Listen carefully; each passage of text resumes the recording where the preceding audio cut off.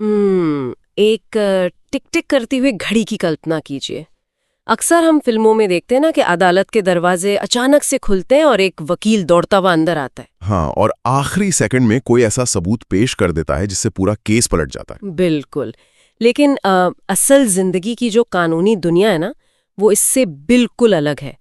यहाँ न्याय और अन्याय के बीच का फासला इस बात से तय नहीं होता कि अदालत में कौन कितनी जोर से दलीलें दे रहा है। हाँ, सही कहा। बल्कि ये इस बात से तय होता है कि घटना के शुरुआती 24 घंटों में किसने क्या कदम उठाए।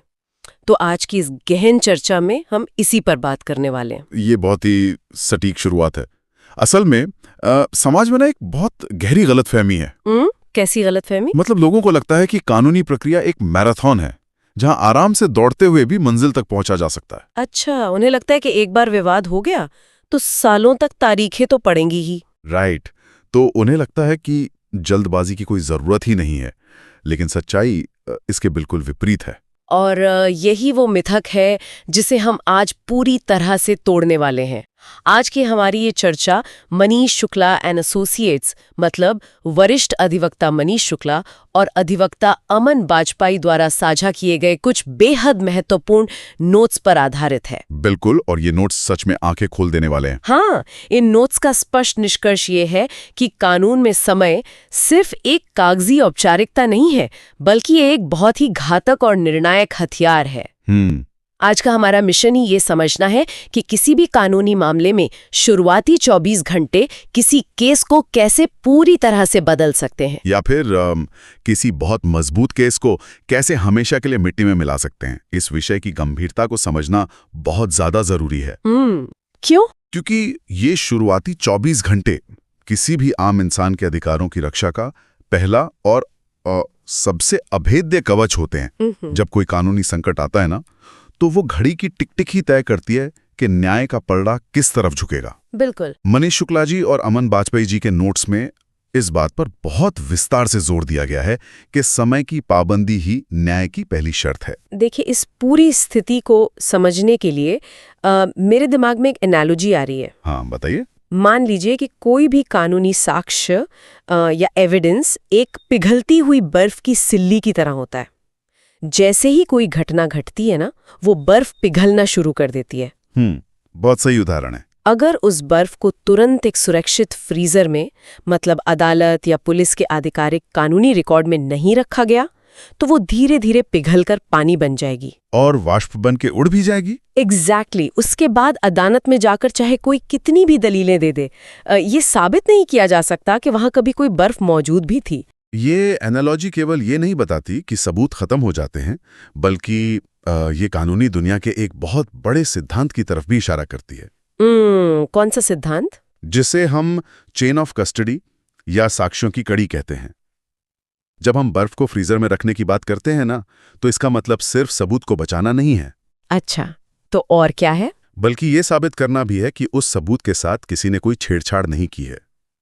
अगर किसी सबूत को रिकॉर्ड पर लाने में देरी होती है, तो अदालत ये मान लेती है कि वो बर्फ रास्ते में पिघल गई थी। और उसमें बाहर का पानी मिला दिया गया है। बिल्कुल, यानी सबूत अशुद्ध हो चुका है। तो चलिए इस 24 घंटे के अल्टीमेटम की तकनीकी गहराइयों में चलते हैं। जब बात गिरफ्तारी की आती है, तो ये 24 घंटे का नियम कानून की किताबों में सिर्फ एक सुझाव नहीं है। जी नहीं, ये एक सख्त आदेश है। राइट। क्रिमिनल प्रोसीजर कोड, जिसे CRPC कहा जाता है, उसका सेक्शन 57 पुलिस पर सीधा नियंत्रण लगाता है। बिल्कुल, ये धारा स्पष्ट करती है कि पुलिस किसी भी गिरफ्तार व्यक्ति को 24 घंटे से ज्यादा अपनी हिरासत में नहीं रख सकती। लेकिन मैं सोच रही थी कि ये समय सीमा 24 घंटे ही क्यों है? मतलब 48 या 72 घंटे क्यों नहीं? इसके पीछे ना एक बहुत गहरा संवैधानिक और ऐतिहासिक कारण है। भारत के संविधान का आर्टिकल 22 भी इसी अधिकार की बात करता है। बात असल में सत्ता के संतुलन की है। सत्ता का संतुलन मतलब? देखिए, पुलिस राज्य का एक अंग है। उसके पास असीमित ताकत, हथियार और संसाधन होते हैं। दूसरी तरफ एक आम नागरिक होता है जो पूरी तरह से असहाय स्थिति में होता है। ये तो है। अगर ये 24 घंटे का नियम ना होना, तो पुलिस किसी को भी अनिश्चित काल तक किसी अंधेरी कोठरी में बंद रख सकती है। बाप रे। हाँ, ये मजिस्ट्रेट के सामने पेश करने का नियम इसलिए बनाया गया ताकि एक निष्पक्ष व्यक्ति जो पुलिस महकमे का हिस्सा नहीं है वो ये देख सके कि गिरफ्तारी कानूनी तौर पर सही है या नहीं। और ये भी कि गिरफ्तार व्यक्ति के साथ कोई शारीरिक दुर्व्यवहार तो नहीं हो रहा है। बिल्कुल सही। पर रुको, यहाँ एक बात खटक रही है मुझे। क्या? कागजों पर ये सब बहुत आदर्शवादी लगता है कि 24 घंटे में पेश करना ही होगा, लेकिन जमीनी हकीकत में क्या होगा अगर पुलिस जानबूझकर या लापरवाही से पेश करने में देरी कर दे? क्या सिर्फ इस एक देरी से पूरी कानूनी कार्यवाही अमान्य हो जाती है या अदालतें पुलिस को छूट दे देती हैं? अदालतें इस मामले में पुलिस को कोई छूट नहीं देती। अगर ये समय सीमा टूटती है तो 24 घंटे के बाद का हर एक सेकंड इल्लीगल डिटेंशन यानी अवैध हिरासत माना जाता है। अच्छा, हर एक सेकंड? जी हाँ, ये कोई छोटी मोटी चूक नहीं है बल्कि एक बहुत बड़ी कानूनी गलती है। तो इसका केस पर क्या असर पड़ता है? अगर बचाव पक्ष का वकील अदालत में ये साबित कर दे कि 24 घंटे के नियम का उल्लंघन हुआ है तो अभियोजन पक्ष मतलब पुलिस की पूरी कहानी संदिग्ध हो जाती है। अदालत को शक हो जाता है। बिल्कुल। अदालत तुरंत ये सवाल पूछती है कि आखिर पुलिस उस व्यक्ति को छिपाकर क्यों रखना चाहती थी? क्या वे दबाव में कोई कबूलनामा लिखवाना चाहते थे? तो मतलब इस एक गलती से पुलिस की पूरी जांच प्रक्रिया पर हमेशा के लिए एक प्रश्न चिन्ह लग जाता है। एग्जैक्टली। लेकिन अगर किसी नागरिक के साथ ऐसा हो रहा हो और पुलिस मजिस्ट्रेट के सामने पेश करने में आनाकानी कर रही हो तो उस सिचुएशन में तुरंत क्या करना चाहिए? क्योंकि वहां सिर्फ इंतजार करना तो समझदारी नहीं होगी ना। बिल्कुल नहीं। ऐसे मामलों में 3 बहुत ही महत्वपूर्ण और त्वरित कदम हैं जो तुरंत उठाए जाने चाहिए। अच्छा, पहला कदम क्या है? पहला कदम है बंदी प्रत्यक्षीकरण यानी हेबियस कॉर्पस की याचिका दायर करना। Right, habeas corpus. यह सीधे उच्च न्यायालय या सर्वोच्च न्यायालय में लगाई जाती है, जिसमें अदालत पुलिस को आदेश देती है कि गिरफ्तार व्यक्ति को तुरंत अदालत के सामने सशरीर पेश किया जाए। ये तो एक बहुत ही शक्तिशाली कानूनी हथियार हुआ। जी हाँ। दूसरा कदम है गिरफ्तारी के सही समय का दस्तावेजीकरण करना। दस्तावेजीकरण कैसे? मतलब जब भी कोई गिरफ्तारी हो तो परिवार या करीबियों को तुरंत किसी भी तरह से जैसे सीसीटीवी फुटेज के जरिए या घटनास्थल पर मौजूद गवाहों के माध्यम से उस समय को रिकॉर्ड कर लेना चाहिए, ताकि पुलिस बाद में कागजों पर गिरफ्तारी का समय बदल न सके। बिल्कुल। और तीसरा महत्वपूर्ण कदम है पुलिस के उच्च अधिकारियों या सीधे मजिस्ट्रेट को एक औपचारिक संचार यानी फॉर्मल कम्युनिकेशन भेजना। अच्छा, जैसे कोई ईमेल या पत्र? हाँ, ये ईमेल या टेलीग्राम के जरिए किया जा सकता है, जिसमें ये स्पष्ट रूप से दर्ज हो कि फला व्यक्ति को इतने बड़े हिरासत में लिया गया था और अब तक पेश नहीं किया गया है। ये तीनों कदम मिलकर एक ऐसा मजबूत पेपर ट्रेल बनाते हैं जिसे अदालत में झुटलाया नहीं जा सकता। ये हिस्सा बहुत ही दिलचस्प है क्योंकि ये दिखाता है कि कैसे कानून में जानकारी ही सबसे बड़ा बचाव है। बिल्कुल सही कहा। अब तक हमने उस व्यक्ति के नजरिए से बात की जो हिरासत में है, लेकिन इस पूरी तस्वीर का एक दूसरा और शायद ज्यादा आम पहलू भी है। वो क्या? अगर कोई अपराध होता है, कोई दुर्घटना होती है, तो एक पीड़ित व्यक्ति के नजरिए से वे 24 घंटे कैसे काम करते हैं? अधिवक्ता अमन बाजपेयी जी के नोट्स इस पर क्या प्रकाश डालते हैं? अमन बाजपेयी जी के नोट्स इस बात पर बहुत जोर देते हैं कि 24 घंटे का ये जो गोल्डन रूल है ना, ये केवल गिरफ्तारी तक सीमित नहीं है। तो और कहाँ लागू होता है? किसी भी घटना के तुरंत बाद के शुरुआती 24 घंटे एक urgent step by step guide की तरह काम करते हैं। इसमें सबसे पहला और सबसे महत्वपूर्ण कदम है बिना एक भी सेकंड गवाए तुरंत एफआईआर दर्ज कराना। यहाँ मैं थोड़ा रुकना चाहूंगी। अक्सर लोग सोचते हैं कि अगर घटना आज रात हुई है तो क्या फर्क पड़ता है अगर हम कल सुबह या 2 दिन बाद जाकर रिपोर्ट लिखाएं? सच्चाई तो सच्चाई ही रहेगी ना, चाहे वो आज बताई जाए या कल। क्या सच में कुछ घंटों की देरी से केस इतना कमजोर हो जाता है? ये कानूनी मनोविज्ञान का एक बहुत ही गहरा पहलू है जिसे समझना जरूरी है। कैसा मनोविज्ञान? देखिए, जब कोई घटना होती है तो मानवीय दिमाग में वो घटना बिल्कुल स्पष्ट और वास्तविक होती है, लेकिन जैसे जैसे समय बीतता है यादें धुंधली होने लगती हैं। हाँ, वो तो है। अदालतें इस बात को भली भांति जानती हैं। जब कोई एफआईआर देरी से दर्ज होती है तो बचाव पक्ष का वकील तुरंत अदालत में ये दलील पेश करता है कि ये देरी इसलिए हुई क्योंकि शिकायतकर्ता अपने वकीलों और रिश्तेदारों के साथ बैठकर एक झूठी कहानी तैयार कर रहा था। मतलब देरी का सीधा सा मतलब है कहानी में मिलावट की गुंजाइश। बिल्कुल। इसे आफ्टर थॉट या बाद में सोची गई कहानी कहा जाता है। अदालत देरी से दर्ज की गई एफआईआर को हमेशा शक की निगाह से देखती है। अच्छा। अगर कोई व्यक्ति ये साबित नहीं कर पाता कि देरी का कोई बहुत ही ठोस और वाजिब कारण था, तो उसका पूरा केस सिर्फ इसी आधार पर खारिज हो सकता है। ये बिल्कुल वैसा ही है जैसे मेडिकल साइंस में गोल्डन आवर का कंसेप्ट होता है। हाँ, एग्जैक्टली। हमने अक्सर सिवाय कि किसी गंभीर दुर्घटना या हार्ट अटैक के बाद का पहला 1 घंटा मरीज की जान बचाने के लिए सबसे ज्यादा जरूरी होता है। अगर उस 1 घंटे में सही इलाज मिल जाए तो जान बचने की संभावना कई गुना बढ़ जाती है।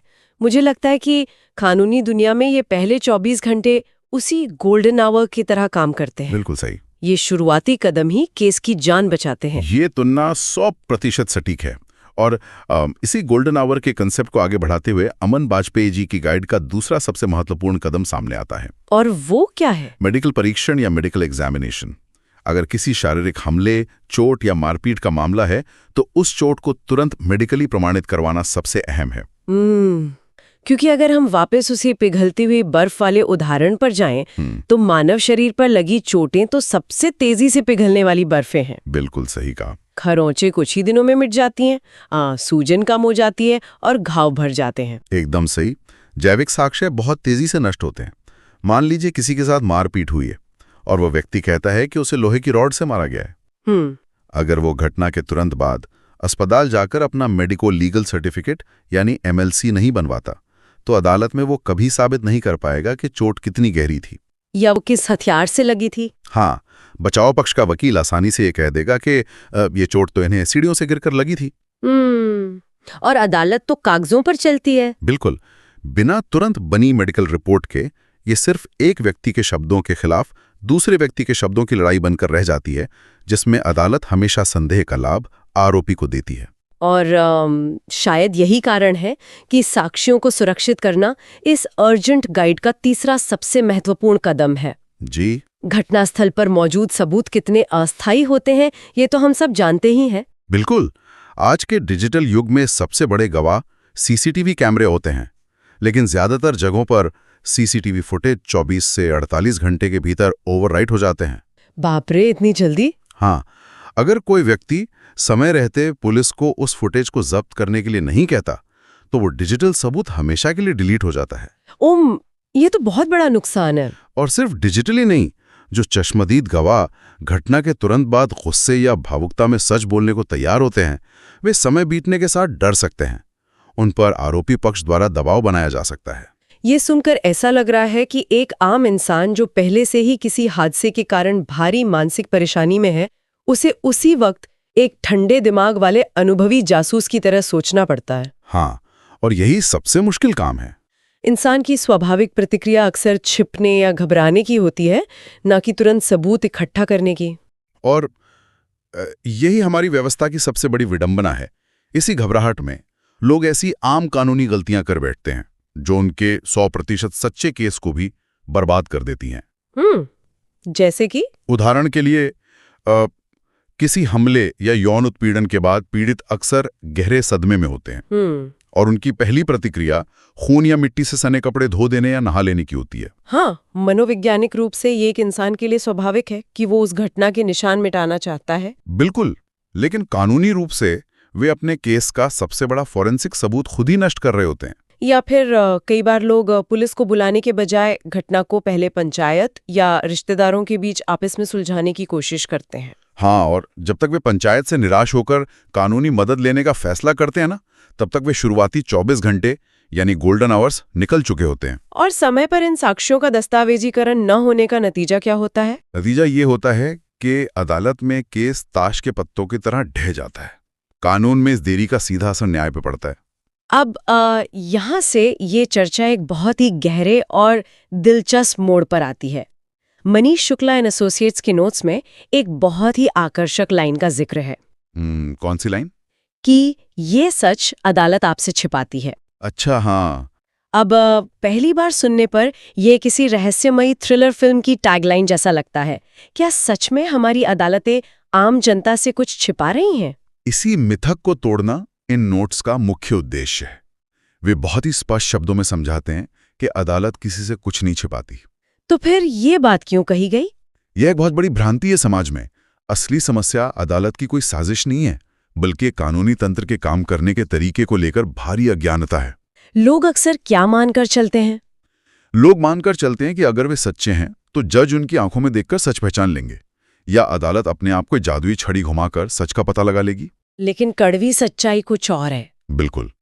कड़वी सच्चाई ये है कि अदालत सिर्फ और सिर्फ रिकॉर्ड पर चलती है। इस रिकॉर्ड पर चलने की बात को थोड़ा और गहराई से समझते हैं। इसका असल मतलब क्या है? इसका सीधा मतलब ये है कि एक जज खुद उठकर घटना स्थल पर ये देखने नहीं जाएगा कि वहां क्या हुआ था। अगर जज खुद छानबीन करने लगेगा तो वो निष्पक्ष नहीं रह पाएगा। सही बात है। अदालत के लिए ब्रह्मांड का परम सत्य क्या है, ये मायने नहीं रखता। तो क्या मायने रखता है? अदालत केवल उन कागजातों, उन सबूतों, उन मेडिकल रिपोर्ट्स और गवाहों के बयानों को सच मानती है जो कानूनी प्रक्रिया के तहत एक फाइल में लगाकर उसके सामने पेश किए गए हैं। अच्छा। अगर सच उस फाइल में नहीं आना तो अदालत की नज़र में वो सच अस्तित्व में ही नहीं है। अगर हम इस बात का विश्लेषण करें तो ये एक बहुत ही कठोर वास्तविकता है। इसका मतलब ये हुआ कि अदालत के लिए ये मायने नहीं रखता कि असल में घटना कैसे घटी थी, बल्कि सिर्फ ये मायने रखता है कि फाइल पर मौजूद कागजों के आधार पर क्या साबित किया जा सकता है। हाँ, बिल्कुल। एक आम इंसान इसे न्याय प्रणाली की एक बहुत बड़ी खामी मान सकता है।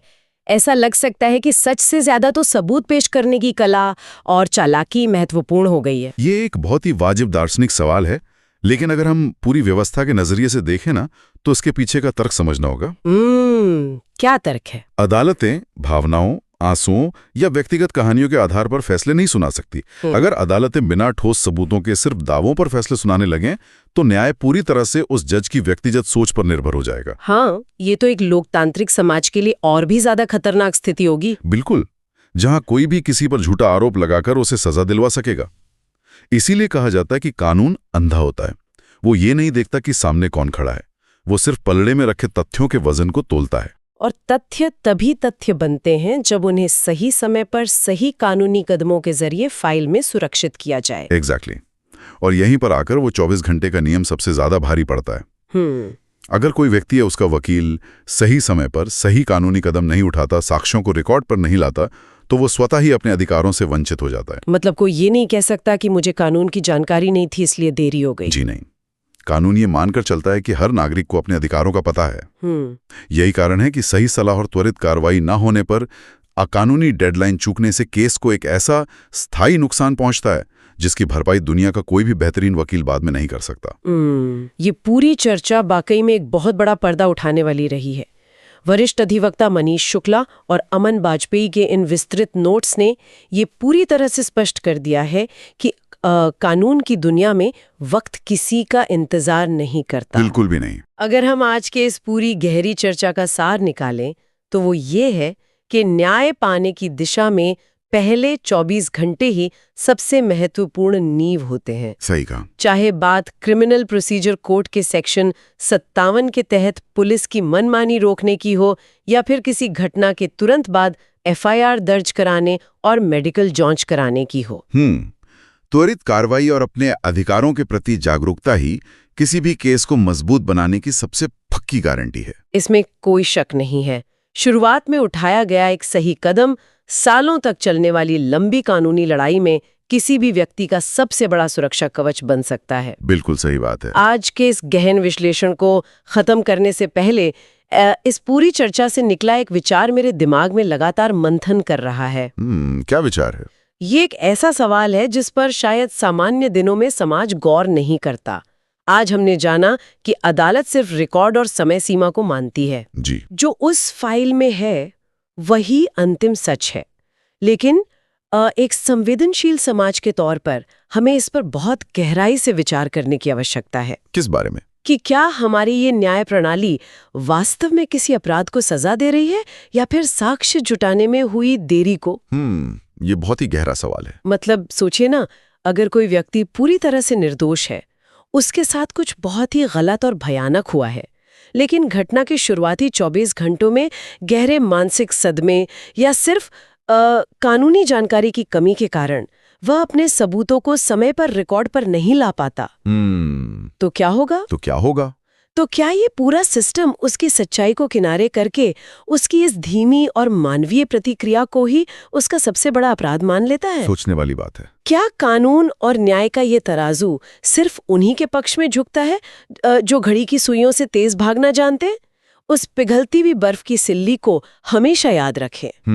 जब तक कोई व्यक्ति उस बर्फ को लेकर कानूनी व्यवस्था के फ्रीजर तक पहुंचेगा, तब तक क्या उसके हाथों में ठोस सच बचेगा या सिर्फ पानी जो उंगलियों के बीच से बह जाएगा? इसी गहरे और विचारोत्तेजक प्रश्न के साथ आज के इस गहन विश्लेषण को यहीं विराम देते हैं।